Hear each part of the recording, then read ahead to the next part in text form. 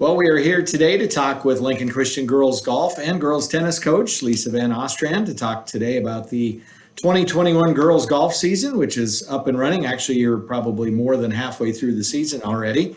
You came off another strong year last year. Your team finished runner-up for the second year in a row in the Class C state tournament. So talk about how the momentum from last season, you've helped use that to kind of jumpstart your team as this year started. Yeah, I wish I had more momentum coming in. I have two really solid golfers in Olivia Lovegrove and Maya Cushak. And then Molly is a returning starter from last year as well. But I lost a couple seniors, and then I actually lost a transfer over the summer that I kind of counted on filling out my varsity roster. So we've kind of had to start over and looking for that fourth and fifth spot of who was going to score for us to be able to continue to compete at the level that we like to compete at. So I have two brand new juniors that are coming on strong, and I have a couple juniors that had played in the past, but while solid, they have other commitments and they've had some injuries and some things that have held them back. So it's been a little difficult to figure out kind of what that position was going to look like for us. So you mentioned Olivia and Maya both coming back with quite a bit of experience. How have they improved from last year to this year? Yeah, well, they're both just committed. They're Olivia just absolutely 1000% loves the sport of golf. She loves every aspect of it. She lives and breathes it. If she's not on a golf course on a given day, she's probably not a happy camper. So she has competed all summer long and just continues to grow to try to fine tune her swing to make it the best that it can be going forward. So she's been solid. We've done a few tweaks. She's got a swing coach that works with her. And I think now we're just in the let's fine tune what you have now and go forward. Maya too has just been committed since day one of this program. She did some counseling this summer, which took her out of the work or the golf arena for about 5 weeks this summer. But she came back strong and just continues to work and work and work. So like I said, both of them take lessons with solid coaches that can fine tune swings better than I can, just as the layman that I am in the golf world. But they both are out there every day. They're out there on the weekends, just putting in the time to get better. Give us a recap of the season so far.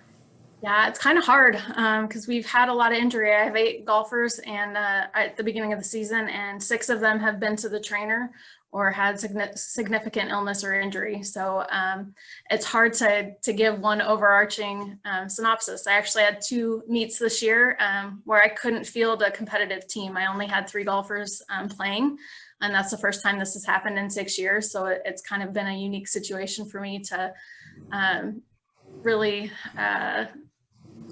almost humbling a little bit to know that I don't know what we're putting out there. So like I said, Olivia and Maya, they've done well. They've medaled in about every competition they've been in.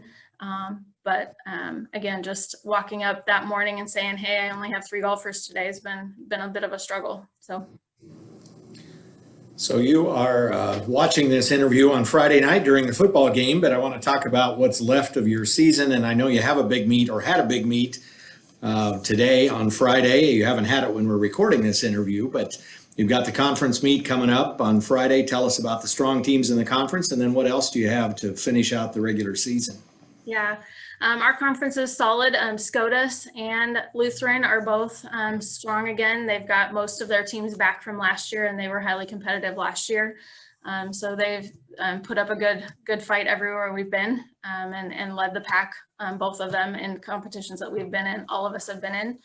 So I'm excited to see what happens on Friday. I think I do have a full team, and it would be the top 5 that I would choose, which is fantastic. So I'm hopeful that we can go out there and see where we really land in this competition going on Friday. So sorry that I don't have the results of that, but I am looking forward to Friday very much.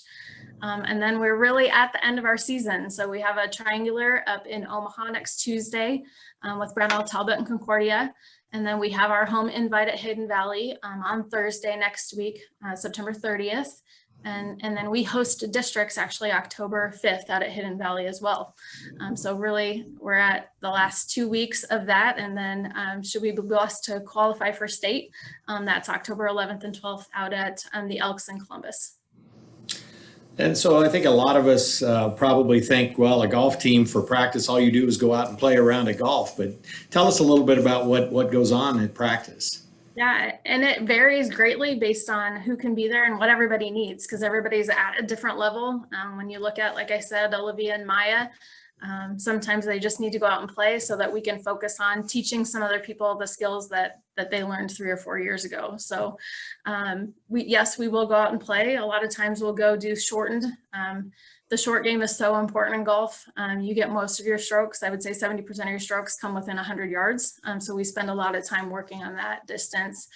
We'll just go play holes from 100 yards in or 150 yards in. We'll go out to different greens and I'll say, hey, you got to putt from all 4 sides of the green so that you're kind of learning how to read those greens. And then I just have a wide variety of putting and chipping and short game drills that we'll work on.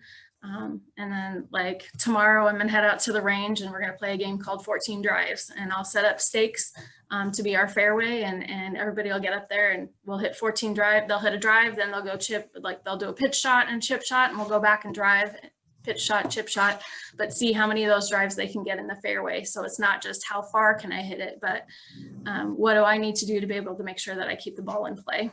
So just different games. We try to keep it entertaining. We try to keep it fun and competitive within the girls as well, just to, they're all out there to compete, right? So we all like those little games to make it exciting. So what do you think with this year's team in the next few weeks you've got as you get ready for postseason? What do you think you'll be emphasizing with practice? It can be a challenge when you practice at a golf course, because like at Hidden Valley, they have leagues every night that start at like 5:30. And when we don't really start till 4:15, because I'm in the office till 4, getting rounds of golf in is actually hard to like get them out there and play 9 holes. So in the past, I've really at this time of year said, hey, we're doing a lot of drills. Now we're going to play. I'm actually taking it back a notch. We've played a little bit now, but now I'm going to go back and we're going to work on fine tuning those short game skills. I think if you asked every one of my girls and you said, what are the top 2 things you need to work on? One of those things is going to be chipping and putting. So we're just going to make sure that every day we just have specific drills to hone in on some of those fine motor skill strokes that can cost us a lot. And so when it comes to off the course, talk about how you are helping the girls grow in their faith.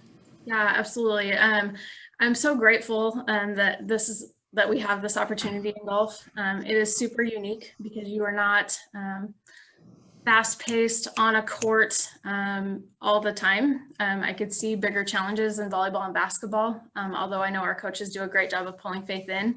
I get to have a lot more of those heart conversations about, just as we walk along a fairway, just about, hey, why do you feel this way? Like, what expectations are you having? And how do you think God feels about that? Why are you reacting this way? What do you think? How is God telling you in the Bible and in your studies that you should be reacting? How do we worship Christ on the golf course? Like, we have these conversations frequently, and it's just a blessing to be able to do that just in a kind of a calm, peaceful setting, and to be able to do it one-on-one, because everybody's at a different place, not only with their golf game, but also with their spiritual walk. So it's an awesome opportunity to be able to just have those conversations. And last question for you is complete this sentence. What will be, the season will be successful if blank? Sometimes it was like, if we can just finish with a full team, as part of how I felt this year, but on the course, nuts and bolts, if we make it to state and we finish, I can't even say that. If we make it to state this year, I'll count that successful. I still have higher hopes than that, but I would say that's probably my expectation of a successful season for us at this point with the struggles that we've had. But if I can have girls walk away from the sport of golf, loving the sport, and loving their creator for giving them the abilities to play this sport, then I will count that a successful season.